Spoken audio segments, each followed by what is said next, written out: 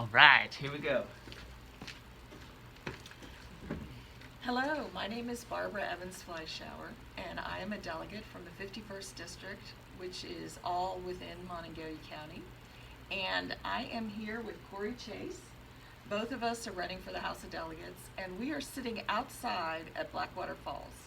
And my glasses are steaming up, so I'm going to take off my mask because it is not required to wear a mask outside, and especially when we are social distanced like this. I'm here today to interview Cory, and so he can explain why he is running for the House of Delegates. Cory, let's start out with, let's describe your district. What is your district? What does it cover? Sure. My district covers Preston and Tucker Counties, and it includes about the eastern half of Tucker from Parsons over. It does not include the county seat of Parsons. And then it's got kind of a horseshoe shape in Preston County. It goes from the bottom of Brewston Mills down below Kingwood. It includes Terra Alta, Rollsburg, Newburgh, parts of Tunnelton, and then it curves back up and includes Arthurdale and a little bit of Reedsville. So it's a kind of a funny gerrymandered shape. So. Yeah. Well, we are here today at Blackwater Falls. I took a short 3-day vacation, and I wasn't about to go to the beach, but this is such a wonderful place. Cory, you are so lucky to have Blackwater Falls in your district. Tell me a little bit about what you do.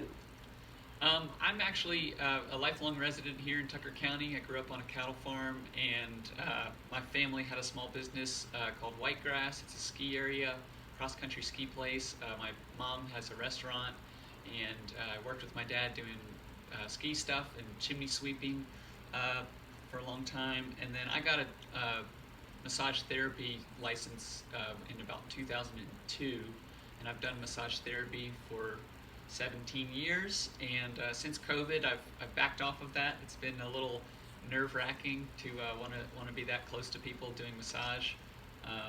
And I currently work for a nonprofit called Heart of the Highlands Trail System. So they work to connect trails on public and private land, and they work with the state parks and the National Wildlife Refuge and some of the DNR groups and public landowners or private landowners to connect trails.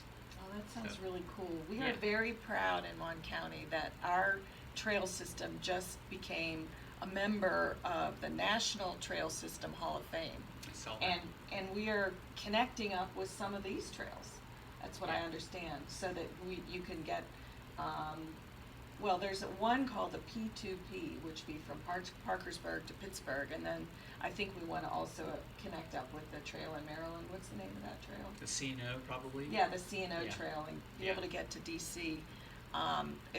It's one of the blessings that we have in Monongalia County is the Mon River Trail System. So, Cory, do you want to tell us why you're running? Sure. I'm running because nobody else would. I really feel like a lot of the delegates in West Virginia are they're working for moneyed interests, and they're not focused on people.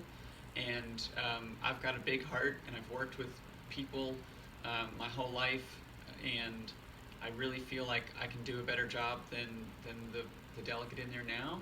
And I really want to be of service because it's a public service. It's not private service. And I think that those lines get blurred, and people might have good intentions going in, but they just get bought out. They literally get bought out, and I don't feel like we get represented. We live in one of the most beautiful states in the country with lots of natural resources, and we shouldn't be one of the poorest states in the country. We've been used and abused, and I'm running to help change that. I think that people deserve to have a good life, good roads, good education, broadband and infrastructure, and the fact that we're not investing in these things is just, to me, it's just a matter of political willpower. It has nothing else to do with the lack of resources. We have so many resources in the state, and we're just misappropriating them and sending them out of state. So I'm running because I'm angry.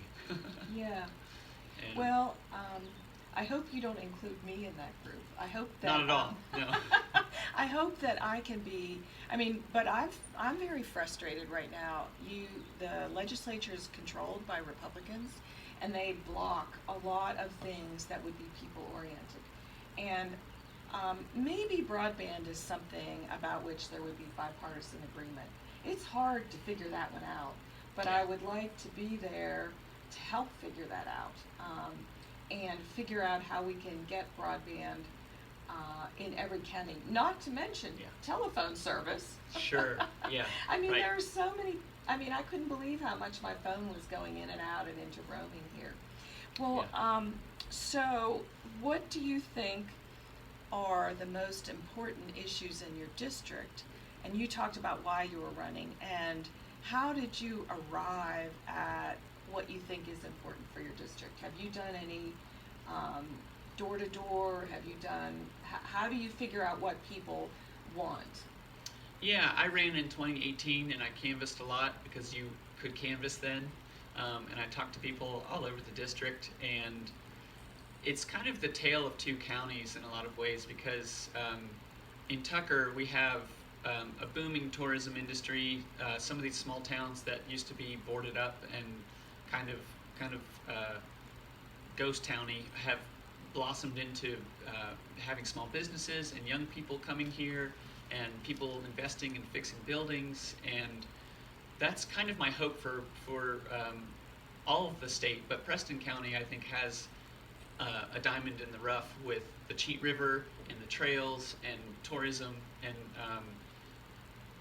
the model of Tucker County and Thomas and Davis and Canaan Valley could be used, and not to act like we're better or anything, but Tucker County has a thriving tourism industry, which helps lodging and helps restaurants and it helps small businesses thrive.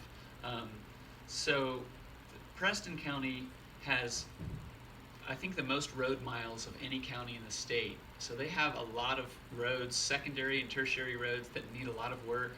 I heard a lot of people they were upset about the state of the roads because they pay the bill. When their car gets damaged, it's them paying the bill. The state's not helping them pay that bill.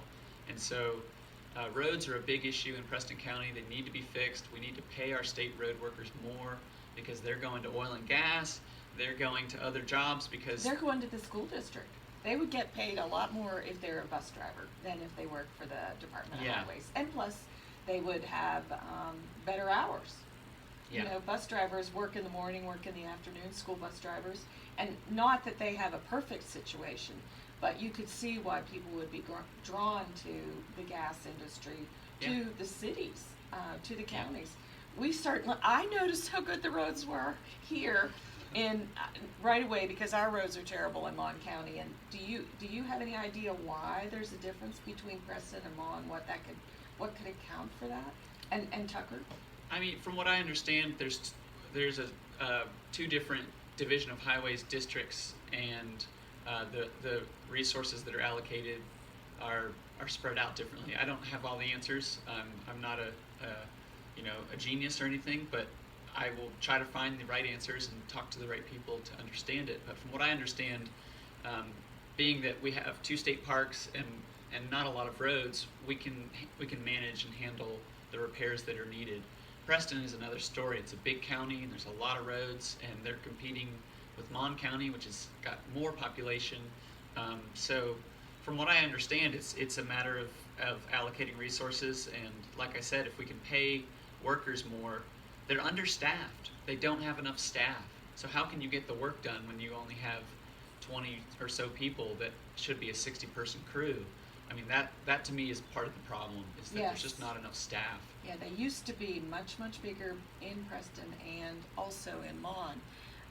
We had two bills that one of them passed, the governor vetoed, and that was a formula bill, because even in Wetzel County, the roads are better.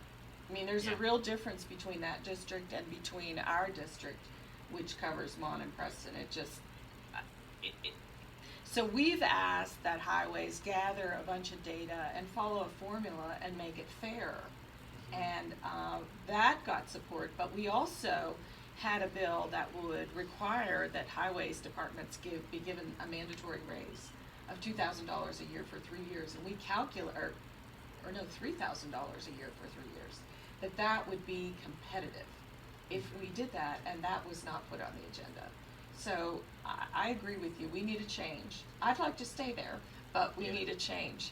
Can you tell people what their voting options are this fall? That has changed from the primary, right? Yeah, so obviously with COVID still happening, you can apply for an absentee ballot. The Secretary of State sent out an application postcard in the primary. They're not doing that this time, so you have to apply yourself. That opened up April 11th, so you can... August 11th. I'm not in the primary, it's the general, sorry. August 11th. So you can go online to, I think it's govote.wv.com.gov, or talk to your county clerk, and you can apply. You can go to your county clerk's site as well. Yeah, your county clerk's website, or your county clerk's office if you like. You can apply for that ballot. Those ballots will be mailed out sometime after September 18th. And personally, I've voted absentee in the past when I was in college and when I was abroad. I think that it's safe, and what I like about it is you can get your ballot, and you still have time to research candidates and find out what they think, and instead of going to the polls and maybe going in blind. I can't tell you how many people call me on election day and go, "Who do I vote for this or that?" And it kind of upsets me because I think that with absentee voting, you have plenty of time to find out who you're voting for. Right. Well, this spring was really hard because of the judicial races. I voted against not having a primary, and I also think we should have. I think you know something about somebody if they're a Democrat or Republican, and now you don't know what the person's registration is. So I think one of the problems this spring was that people didn't know the magistrates, and they didn't know the justices, and they didn't know what party they were. So it was hard to find out. And also, the justices are not allowed to talk about their opinions because they might have to decide a case involving that. And they're judges. They're supposed to be impartial. I understand that, and it is confusing. It was definitely confusing. But you would hope that, being a judge, that you would do your best and be fair. Even as the legislator, I would hope that they would all do what's best for their constituents, and that's not easy. But so, absentee is one option. Yep. And so you can start September 18th.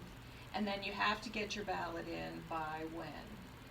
The ballot can be postmarked the day of the election, but with all of the federal attacks on the Postal Service, which is a branch of the federal government, it's not a business. Just wanted people to know that. We pay for it. We pay for it, and we support it. And it's better service than a lot of the private mail services, I think.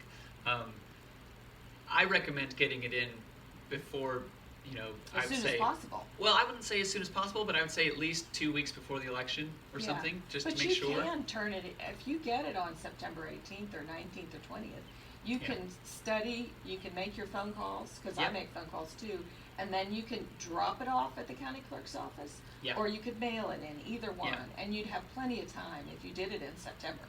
Yeah. There would be no excuse. And can you track your ballot? You can track your ballot online at the Secretary of State's website and the county clerk's website, and they... That's pretty cool. It is very cool. Yeah, we need that. We need transparency and openness and the ability to know that our voting system is safe. So if there's a problem with the mail, you would have an idea if you tracked your ballot. Yeah, absolutely. If it doesn't show up, it's gonna say that it hasn't arrived yet. And so you could call the county clerk and say, I have a problem, what should I do? Yeah. So about half the people voted absentee. What are the options for voting in person? There are two, right? Yeah, you can early vote. I believe that's October 24th. That opens, and that goes till... It's the 21st. 21st? 31st. Okay. It's 10 days and includes Saturday. Yep. And so I believe. That's at For Tucker County and Preston County, I believe the only place is at the county clerk's office to early vote. Okay. And then after that, the polls are open on election day, of course, and you can do that too. And Where do you vote on election day? at your polling place. So you can find that out on your Secretary of State's website, or you can call your county clerk as well. And your county clerk would have it online, what the precincts are, right? Yeah, exactly. Yep, there's precincts, and if you have any question about that, just call them and tell them where you live, and they will direct you to the right place. So Cory, how can people find out more about you? I have a website, chaseforwv.com. You can call me, 304-599-4906. I know that sounds like a Morgantown number. That's because it was. It's my cell phone now. You can go on Facebook or Instagram or Twitter. Chase for WV is my. Those are all my tags there. You can write me a letter if you prefer to do that. But I'm open to people communicating with me, and that's the job of a delegate, is to represent people. So, and you can email me as well, chaseforwv@gmail.com. So Cory, do you have anything you want to add? I would just like to say that I hope that everybody is staying above water out there. This has been a really challenging time. This is probably going to be one of the most historic, economic and social pressure downturns in our history, at least living history for people alive today. And we will make it through it. It's not the end of the road. But this is a challenge, and we really need to, I believe we need to see everybody as in the same boat, and wearing a mask and cleaning your hands and being conscious of other people who might have, immunocompromisation. It matters. So we need to take care of each other and do what's best for us, and just try to stay healthy and be cognizant of other people. So, but I hope that you'll vote. One thing we can do Yeah. is enjoy the nature. Yeah, get outside. I mean, Tucker County has been busy since after late Memorial Day, so tourism has been through the roof. A lot of people have been here. It's a double-edged sword. There's people that might be bringing coronavirus here, but your numbers are down. our numbers are down. Yeah, and we People hope. are being careful. We know that the governor, having made a mask mandate, that helps. So the masks work. Science is not perfect, but science does what it can to keep up with what's happening. And elections aren't perfect. Politicians aren't perfect. I'm not perfect, but we're going to do our best to keep you in mind, keep voters in mind, and please reach out to me, reach out to Barbara if you're in Mon County, and please vote. Yes, don't forget to vote. Vote for me, Barbara Evans Fleischauer, if you live in the 51st District, and Cory Chase, District 53. please vote. Thank you so much. Thank you so much.